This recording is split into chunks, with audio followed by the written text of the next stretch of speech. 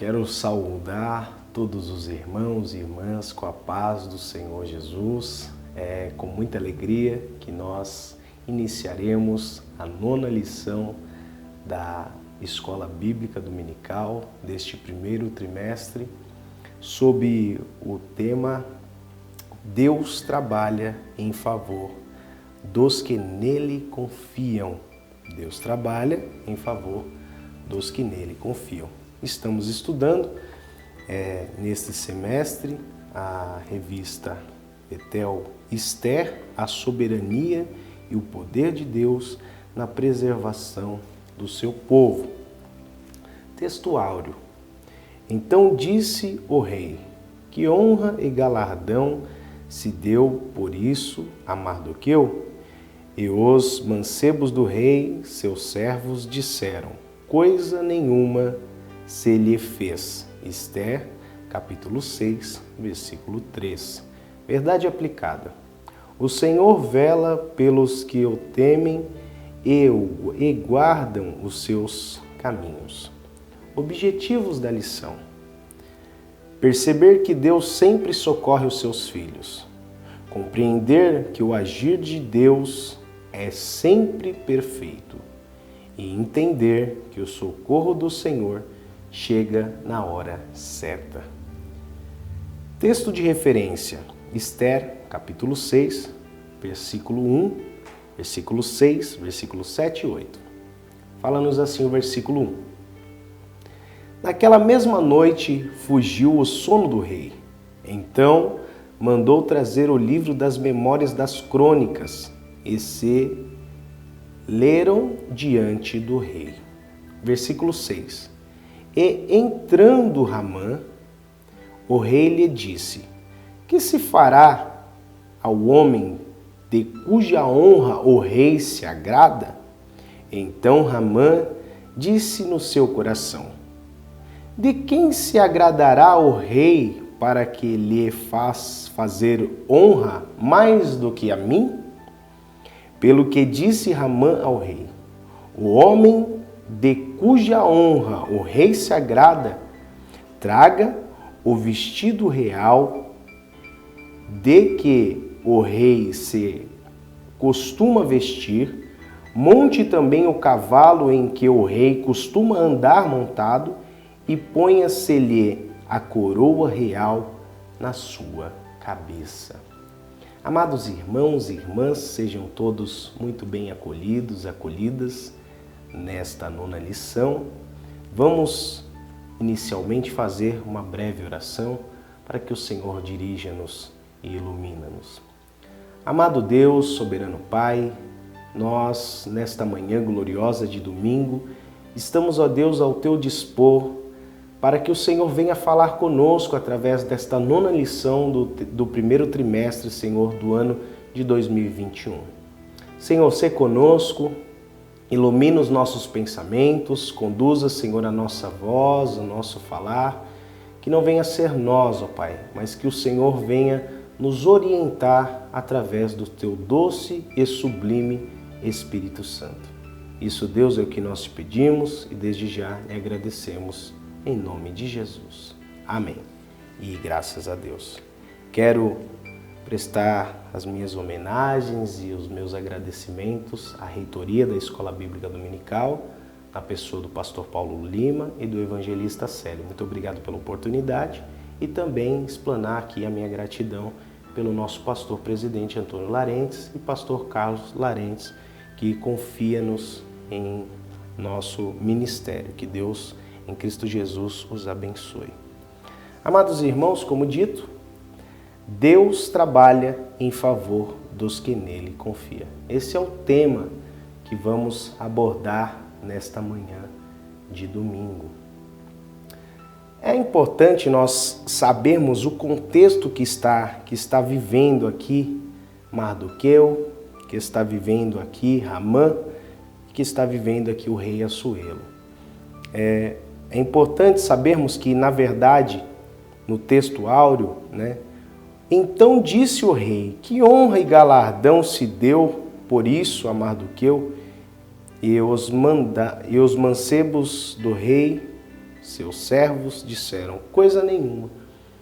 Ou seja, quando Assuero pede para trazer o livro das crônicas, ele se depara com um episódio que Mardoqueu o livrara o seu rei da própria morte, pois 2 dos porteiros estavam estimulando matar Assuero. No entanto, Mardoqueu ele impede esses homens de fazer isso e esses homens acabam sendo condenados à morte pela hostilidade que eles tiveram de querer matar o seu próprio rei. E tudo que era feito no mundo antigo, nós, quando olharmos para a história de Esther, Mardoqueu, Assuero, nós temos que olhar para o mundo antigo. E no mundo antigo, os reis daquelas épocas, eles escreviam as suas histórias, eles promoviam e financiavam pessoas que estivessem a todo tempo escrevendo a história do seu reinado. Muito bem certo que aqueles que são financiados para escrever a história, com certeza só irão escrever coisas boas. E nesses relatos históricos, se nós analisarmos a Bíblia Sagrada, nós vamos ler que o livro de Crônicas simboliza exatamente isso que acabei de vos dizer, que o livro das Crônicas é o livro das histórias dos reis. Por isso que no livro das Crônicas nós vamos nos deparar com narrativas nesse sentido. O rei Beltrano fez isso, aconteceu isso e aquilo. O rei Ciclano fez aquilo e aquilo outro. Então o livro das Crônicas, ele está toda a história do reinado daquele tempo. Então, quando o rei Assuero pede para trazer o livro das Crônicas, ele se depara com a narrativa que nós acabamos de mencionar a respeito de Mardoqueu ter protegido o rei, ter livrado o rei Assuero da própria morte. E isso acende dentro do coração do rei Assuero de dar uma contribuição, de dar uma recompensa e de dar uma honraria a Mardoqueu. Então, por isso que o tema dessa lição fala que Deus trabalha em favor do que neles confia, porque nós, em todos os momentos, vemos que Mardoqueu sempre colocava os seus votos de confiança ao Senhor, ao Deus dos judeus. Bom, de forma introdutória, antes de adentrarmos aos 3 tópicos expressados pelo bispo Abner, nós vamos fazer aqui uma breve introdução.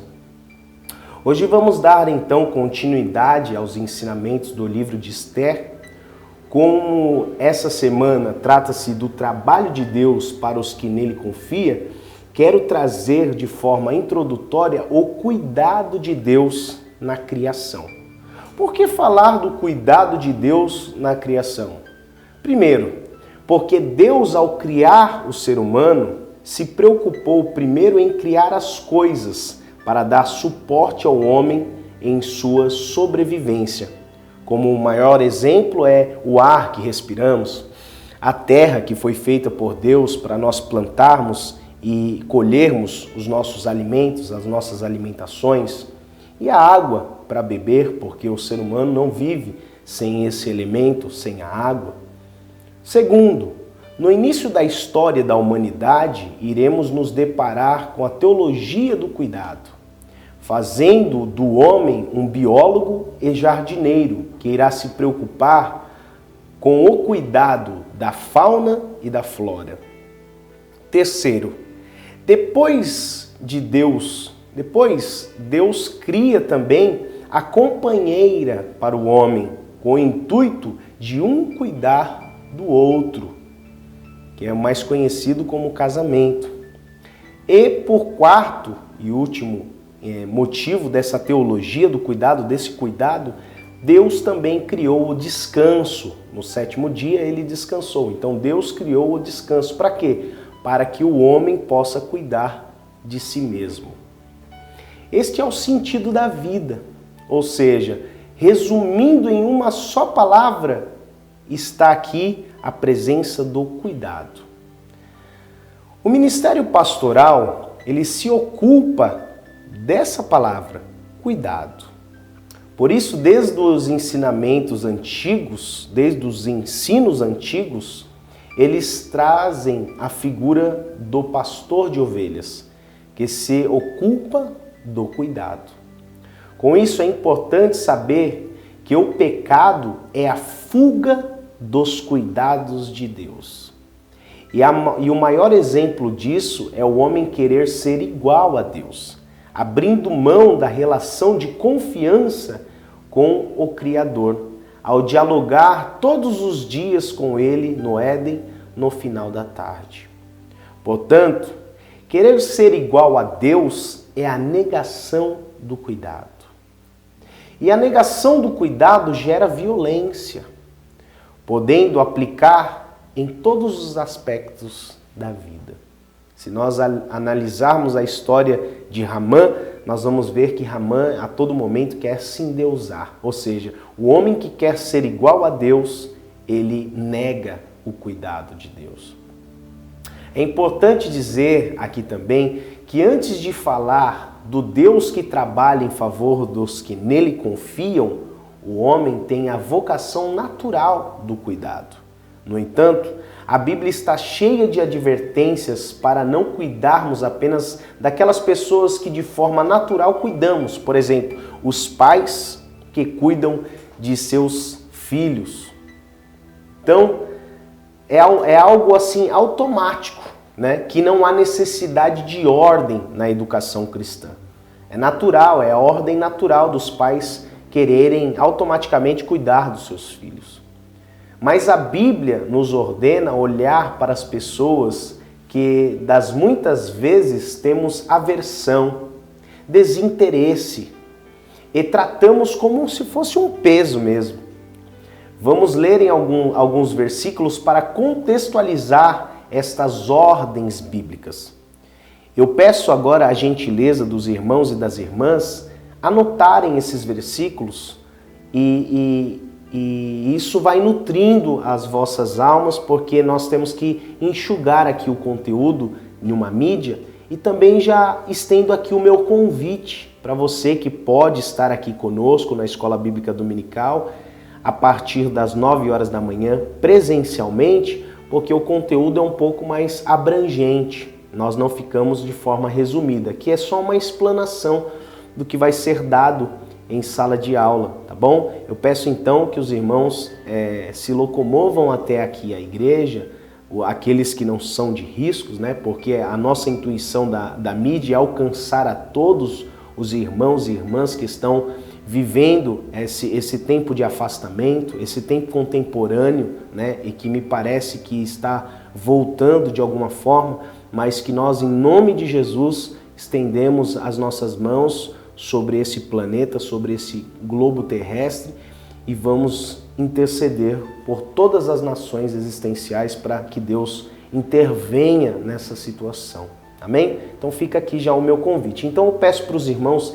anotarem, pegarem um papel, pegarem uma caneta, da contextualização das ordens bíblicas para nós olharmos ao cuidado das pessoas que são menos favorecidas. O primeiro texto que vamos ler é em Isaías, capítulo 1, versículo 17, que fala-nos assim: Aprendei e fazei o bem, praticai o que é reto, ajudai o oprimido, fazei justiça ao órfão, tratai da causa das viúvas.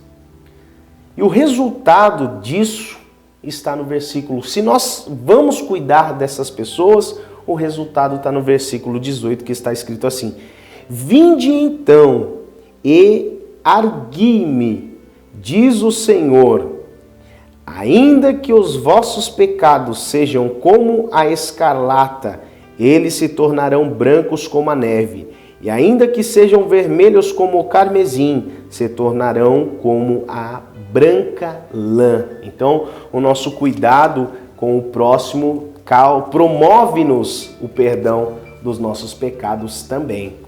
Lá em Tiago, capítulo 1 de Tiago, e versículo 27, vai nos falar assim também. Ó, versículo 27. A religião pura e imaculada para com Deus, o Pai, é esta, : visitar os órfãos e viúvas nas suas tribulações e guardar-se da corrupção do mundo. Ou seja, mais uma vez, olhando para os desfavorecidos deste mundo. E o resultado disso está no versículo 25, antecedendo um pouquinho, que fala assim: aquele, porém, que atenta bem para a lei perfeita da liberdade e nisso persevera, não sendo ouvinte esquecido, mas fazedor da obra, esse tal será bem-aventurado no seu feito. Ou seja, Deus vai abençoar o seu feito quando nós nos atentarmos para as pessoas de grande dificuldade na vida, de necessidade na vida. O Senhor Deus vai se atentar para nós. Em Zacarias, agora no livro de Zacarias, capítulo 7, livro de Zacarias, capítulo 7, vai falar-nos também a respeito dessa advertência de Deus para nós olharmos para os pobres e necessitados. Isaías, capítulo 7, versículo 9. Assim falou o Senhor dos Exércitos, dizendo: escutai juízo verdadeiro, mostrai piedade e misericórdia, cada um a seu irmão. Versículo 10. E não oprimas a viúva, e nem o órfão, e nem o estrangeiro, e nem o pobre, e nem intente o mal, cada um contra o seu irmão no seu coração. Então, a Bíblia tem muitos textos que vai mostrar-nos que nós devemos exercer este cuidado, porque, como disse na introdução, o cuidado é algo natural de Deus. Então, quando nós cuidamos uns dos outros, nós entendemos que o cuidado de Deus está sobre as nossas vidas. Então, por isso que eu gostaria até mesmo de refletir a respeito do cuidado. Deus trabalha em favor dos que nele confiam. Eu poderia colocar: Deus cuida dos que nele confiam. Deus cuida em todos os momentos de nossas vidas, Deus cuida.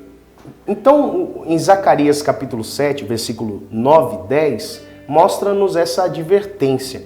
E o resultado disso está no versículo 11, 12, 13 e 14, daqueles que não cumprem esse requisito. Vai mostrar aquelas pessoas que não ouvem, que não escutam esses requisitos importantes que Deus nos mostra. Então, Deus ele acaba, de alguma forma, não cuidando dessas pessoas. Então, se você gostaria de ler o resultado do versículo 9 e 10 do capítulo 7 de Zacarias, leia então do versículo 11 ao versículo 14, que você vai ver as pessoas que não ouvem, que não fazem o que Deus assim pede, ordena, né? As ordens bíblicas ao respeito do cuidado das pessoas necessitadas. Por fim, o descuido provoca a crise e a crise busca uma solução.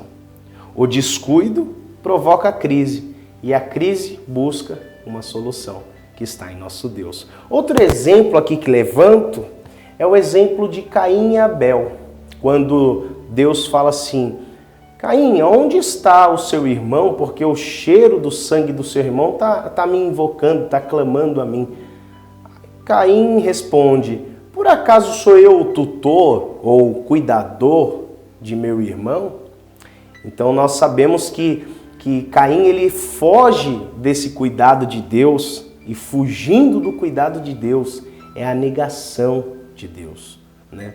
Então Deus amaldiçoa Caim, segundo alguns teólogos, com a falta do cuidado. Ou seja, Deus deixa de cuidar de Caim. Ou seja, sua vida inteira foi marcada com a solidão divina. Imagina Deus não querer mais cuidar de você. A solidão divina foi marcada na vida de Caim. E quem tocasse em Caim sofreria a consequência da maldição, nessa maldição de não ter mais o cuidado de Deus, 7 vezes mais. Olha isso. Isso para Deus é combater a teologia da vingança. Então, quando Deus ele fala, aquele que tocar em Caim vai sofrer a maldição que está sobre Caim 7 vezes mais, é Deus combatendo a teologia da vingança. ou até mesmo do olho por olho e dente por dente. Então aqui fica claro que Deus sempre foi contra a matança. Deus sempre foi contra a matança, né? Um dos 10 mandamentos ele fala, não matarás. Então Deus sempre foi contra a matança. Depois dessa pequena introdução, falando sobre a história, o porquê, né, que Assuero honra, né, Mardoqueu, é porque ele encontra lá na história, no livro das crônicas, né, a sua contribuição para aqueles 2 porteiros que queriam a morte de Assuero não conseguir executar a sua terrível missão. Então ele recompensa sendo grato a Mardoqueu de forma de mostrar a sua gratidão para com aquele homem. Tópico 1. Vamos então entrar na lição depois dessa contextualização, depois dessa introdução do cuidado. Vamos entrar então no tópico 1. A vida muda quando Deus faz parte dela. O 1.1 fala, a aflição é o solo fértil para o milagre. 1.2, Deus está ao seu lado, confie nisso. E 1.3, o Senhor nunca se esquece de nós. Aqui o que está frisando é que sempre Deus estará conosco, cuidando de nós, tanto em momentos bons, que Ele se alegra conosco, e em momentos ruins, que Ele nos ajuda aos nossos enfrentamentos. Basta nós depositarmos a nossa confiança nele, ou seja, o nosso Deus é um Deus dos montes, mas também é um Deus dos vales. Portanto, Ele nunca se esquece de nós, conforme Isaías capítulo 49, versículo 15, que fala-nos assim, pode-se uma mãe que está amamentando o seu filho esquecer-se do filho que cria, todavia não me esquecerei de ti. Ou seja, Deus não se esquece de nós, Deus está conosco, Deus abençoa-nos em todos os momentos e fases de nossas vidas, independente de momentos felizes e de momentos tristes. Momentos felizes Ele se alegra conosco, em momentos tristes Ele nos ajuda em nossos enfrentamentos. Pois um dia Mardoqueu estava condenado à morte, e no outro dia ele estava sendo honrado pelo rei. Então você vê que a vida ela é uma roda gigante. Tem dias que você está lá em cima e tem dias que você está lá embaixo. Ou seja, para Deus, aquilo que é irreversível não é nada. Aquilo que é irreversível para você não é nada. E para positivar mais o que nós estamos falando aqui, vamos abrir as nossas Bíblias, vai anotando, vai escrevendo, isso vai nutrindo a sua alma. Em Gênesis capítulo 18, versículo 14, vai falar-nos assim: haveria alguma coisa difícil ao Senhor? Ao tempo determinado, tornarei a ti por este tempo da vida, e Sara terá um filho. Ou seja, Deus aqui trabalhando a respeito da questão da esterilidade. Ou seja, Sara era estéril, não podia gerar, e Deus atendeu o pedido do coração de Sara. Haveria alguma coisa difícil ao Senhor, né? No tempo determinado, Sara concederá o filho, e nós sabemos que Sara realmente teve o seu filho. Pois o dia que Mardoqueu estava condenado... Então, assim, existe a questão de nós estarmos em uma condenação da morte, mas Deus utilizar o momento da tristeza, transformando em um momento de honra, de alegria, como aconteceu na vida de Mardoqueu. Outro texto para positivar essa mudança, o que Deus pode fazer, o impossível para Deus não é nada. Abra aí a sua Bíblia em Jeremias capítulo 32, Jeremias 32 e versículo 27, que fala-nos assim: eis que eu sou o Senhor, o Deus de toda a carne. Acaso seria qualquer coisa maravilhosa demais para mim? Ou seja, para Deus não existe nada tão maravilhoso quanto a sua própria operação, quanto a sua própria mudança. A vida muda quando Deus faz parte dela. Mateus capítulo 19 e versículo 26 vai nos falar assim: E Jesus, olhando para eles, disse-lhe: Aos homens é impossível, mas a Deus tudo é possível. Aqui está a narrativa do rico, quando perguntaram, né? Mas haveria um rico, né, que herdaria o céu? A Deus isso é impossível, que ele vai tratar a questão do jovem rico que se afasta. Então, para o homem é impossível, né, um rico herdar o reino do céu.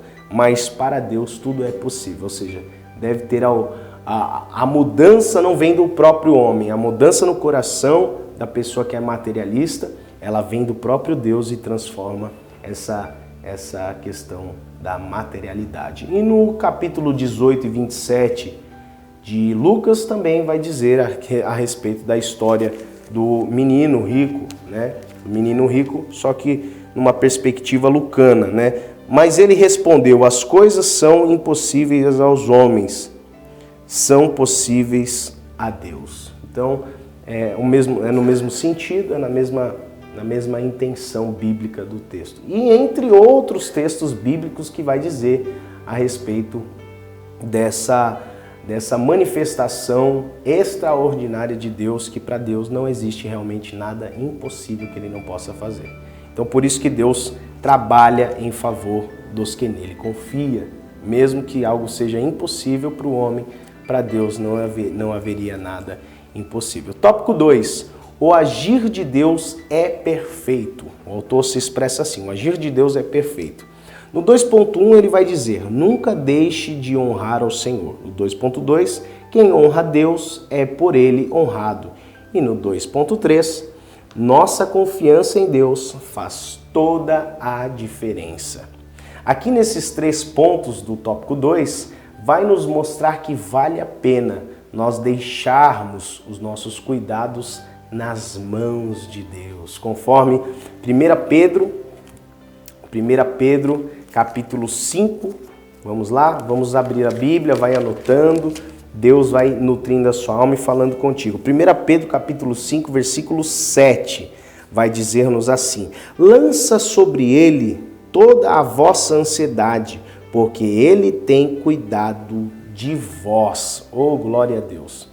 Pois ele tem honrarias aos seus servos, seguindo a aplicação no que diz o versículo anterior do 1 Pedro 5, ao versículo 6, o que vai dizer: humilhai-vos, pois, debaixo da potente mão de Deus, para que o seu tempo vos exalte. Ou seja, a exaltação, ela vem de Deus e nós devemos nos humilhar diante desse Deus Todo-Poderoso. Glória ao nome do Senhor por isso. E essa exaltação, aí nós temos que entender a questão da exaltação. Essa exaltação não trata-se de humilhar o que lhe perseguiu, não é isso. Mas sim deixar tudo por conta de Deus, pois Ele tem cuidado de vós. E que a sua vontade seja feita em nossas vidas com base na confiança. E a aplicação aqui para essa fala está em 1 João, capítulo 5, versículo 14 e 15, que vai falar-nos assim: e esta é a confiança que temos nele, que, se pedimos alguma coisa segundo a sua vontade, ele nos ouve. E se sabemos que nos ouve em tudo o que pedimos, sabemos que alcançamos as petições que lhe fizemos. Oh, glória! Então, quando nós nos colocamos à disposição da vontade que é perfeita, que é agradável, que é boa de Deus, que está lá em Romanos 12, então nós vamos nos deparar com Deus ouvindo-nos, Deus atendendo-nos, porque a vontade dele é boa, é agradável e é perfeita. Glória a Deus, o agir de Deus é perfeito. E o mais importante ponto que vejo aqui é sabermos qual é o nosso lugar. Como fez Mardoqueu, sendo honrado, torna para o seu lugar. Ou seja, é importante nós sabermos o nosso lugar. Mesmo Mardoqueu sendo honrado, lá em Esther capítulo 6, versículo 12, ele volta para o seu lugar. Isso simboliza aqui a gratidão, a lealdade. Ou seja, não é porque você é consagrado, não é porque você é honrado, não é porque você é separado para o ministério que você deve deixar de ser grato. É que você deve deixar de ser leal ao seu pastor, a pessoa que te separou. Ou seja, Deus te chamou, nós temos certeza disso, mas quem te separou é o homem. Ou seja, Deus chama, mas quem separa é o homem. Então seja leal à pessoa que te separou, ao homem que te separou. Seja grato ao homem que te honrou. Ou seja, o rei honrou aqui a Mardoqueu. Mas Mardoqueu, por ser honrado por Deus, por ser levado em cavalo com as suas vestes reais, com a coroa sobre a sua cabeça, mostrando para todas as 12 províncias, não, as 127 províncias, mostrando em todas as províncias que ele era um homem cuja o rei se agradava, ele voltou para o seu lugar. Olha o que diz o versículo 12, capítulo 6, versículo 12 de Esther. Depois disso, dele ser honrado, dele ser levado, das pessoas conhecerem ele, das pessoas saberem que o rei se agradava dele, depois disso, Mardoqueu voltou para a porta do rei. Olha isso. Porém, Ramã retirou-se correndo à sua casa, angustiado e coberta a sua cabeça, ou seja, envergonhado. Ele pensava que ele ia ser honrado, mas quem foi honrado foi a pessoa que ele fez a forca para matar. Ele fez a forca para matar Mardoqueu, mas Mardoqueu foi honrado por Deus, a ponto dele que fez a forca andar com ele por todas as províncias, mostrando que é um homem cujo rei se agrada. Assim somos eu e você. Sejamos então gratos à pessoa que nos dá a confiança ministerial, nos dá a confiança, seja em qualquer área de nossas vidas. Ninguém vive sozinho. Vamos então sermos gratos, sermos leais a essas pessoas que nos honrou de uma certa forma e vamos voltar para o nosso posto, vamos voltar para o nosso lugar. A Bíblia fala que nós devemos deixar os lugares mais importantes. Não sente nas primeiras cadeiras, nos primeiros bancos, deixa as cadeiras vazias. Por quê? Porque se você sentar, vai chegar alguém mais importante que você e vai pedir para você se retirar. Então, vamos ser leais, vamos saber o nosso lugar, o nosso posicionamento. E Deus, com toda certeza, a gratidão, ela abre porta. E a ingratidão, ela fecha a porta. Então, vamos ser gratos para as portas do Senhor sempre abrirem sobre as nossas vidas. Vamos para o tópico 3, encerrando já essa minha fala nesta mídia. Tópico 3. Deus nunca se esquece de honrar os seus. Oh, glória a Deus. O 3.1, o autor se expressa assim: não importa o período que passar. 3.2, o oponente não impede a honra a Mardoqueu. O 3.3, Deus é poderoso para desfazer as ciladas. Aqui nesse tópico 3, mostra-nos que a honra de Deus sempre chega, independente do tempo que passar e de nossos oponentes que nos perseguem. Pois o nosso Deus cuida daqueles que nele confia, e a instrução dele é de Mateus. Agora a instrução aqui de Deus é muito forte e nós devemos aplicar isso para as nossas vidas. Olha só, vamos abrir as nossas Bíblias lá em Mateus capítulo 5, versículo 44, que diz assim: como que devemos então tratar com os nossos opressores, com os nossos oponentes, com os nossos inimigos? Qual que é a aplicação, qual que é a instrução de Deus nesse ponto? Que independente, Deus nunca se esquece de honrar os seus, independente do que nós estamos sofrendo de perseguição, como devemos então tratar com isso? Mateus capítulo 5, versículo 44. Eu, porém, vos digo, amai os vossos inimigos, bendizei os que vos maldizem, fazei o bem aos que vos odeiam e orai pelos que vos maltratam e vos perseguem. Então essa aqui é a aplicação. O 3.3 que faço aqui uma observação do 3.3, né? Que o autor se expressa: Deus é poderoso para desfazer as ciladas. O que faço é que infelizmente Ramã foi enforcado na própria forca que construiu. A observação que faço aqui é que infelizmente Ramã foi enforcado na própria forca que construiu para matar Mardoqueu. Digo isso porque preferia que ele se arrependesse de tanta arrogância, prepotência, e ele era narcisista, pensava em si mesmo, queria ser adorado. Se nós analisarmos as lições antecessores, nós vamos ver que ele gostaria de honrarias, de querer ser até o próprio Deus. A conclusão aqui que trago, então, fechando essa nona lição, é que nesta lição aprendemos que devemos deixar os nossos cuidados nas mãos de Deus, que seremos pessoas honradas e abençoadas, conforme Salmos 37. Vou ler aqui rapidamente, do versículo 1 ao versículo 18. Não te indignes por causa dos malfeitores, nem tenhas inveja dos que praticam a iniquidade, porque cedo serão ceifados como a erva e murcharão como a verdura. Confia no Senhor e faz o bem, habitarás na terra, e verdadeiramente serás alimentado. Deleita-te também no Senhor, e Ele concederá o que deseja o teu coração. Entrega o teu caminho ao Senhor, confia nele, Ele tudo fará.